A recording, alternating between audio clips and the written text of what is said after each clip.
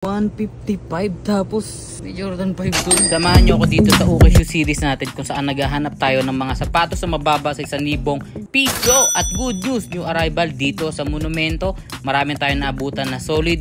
Pero bago yun, ituturo ko muna sa inyo syempre kung paano pumunta dito. Diyan sa kaliwa natin yung SM Grand Central at dito sa kanan niyan, dito yung entrance papasok sa LRT Monumento Station.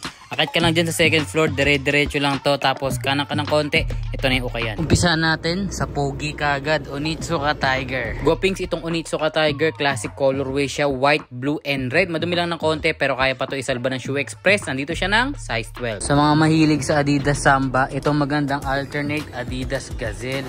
Okay din tong Adidas Gazelle dahil full suede yung uppers niya at nandito siya ng size 10. Wala pang heel at saka masyadong toe drags, ito lang yung issue niya.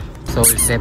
Pag pumunta kayo dito sa okay na to, marami kayong aabutan na solid na mga sapatos. As in, may mga garments din sila, may mga bag. Pero syempre, focus tayo dito sa mga sapatos. May isang tumawag sa atensyon natin, itong Nike Athletic Club na sapatos na sheesh! Guwapings. Tignan nyo naman yung details. May ganyan siya sa tank part, tapos may ganito siya sa likod. Shishaball, size 8 pa. Kaso nga lang, hindi siya mababa sa 1,000 piso. Isa pang malupit, ito naman New Balance na silhouette, New Balance 997.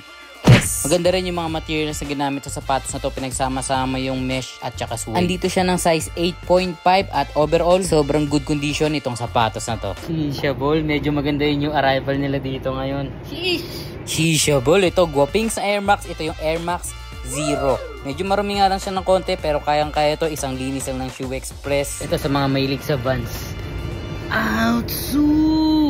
Ito yung tinatawag na Vans Old School Peace Facing na kung saan magkaiba yung dalawang side niya. Isang blue at saka isang green. Ang pogi mo ya.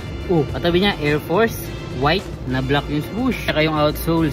Overall, solid talaga tong okay na to. Meron pa to sa taas. So maraming episode tong aabangan nyo dito sa may Monumento. At kung naghahanap kayo ng sulit na panlinis ng sapatos, puntahan nyo na lang sa profile ko doon sa may basket. Pwede nyo i-check out doon yung Shoe Express. Hindi lang din puro sapatos yung laman itong okay na to. May mga streetwear din sila na naliligaw ito. May bait sa taas. Ito naman t-shirt na to. Medyo napansin ko siya. Alam ko hindi siya plain black kasi may nakaburda dyan. At vetements siya. Ayan, nakalagay sa likod. Solid itong building na to dito sa may Monumento. Bali 5 yung ukayan dito sa loob, pero 3 lang yung na-shoot natin dito. Marami akong nakita na murang sapatos. At speaking of mura, ayan na. Uy, 155 tapos may Jordan 5 dun. Okay na sana lahat. Jackpot na sana tayo. Kaso nga lang, sira na yung midsole nitong Jordan 5. Pwede nyo pa rin naman bilhin yung mga ganyang sapatos. Authentic naman yan. Hanap na lang kayo ng donor kung meron kayong alam na may extra na midsole. At huling napansin ko, itong Supreme na The North Face katabi nitong Clippers na 8. Overall, solid itong ukayan na to. At kung naghahanap nga kayo ng sulit na panlinis ng sapatos,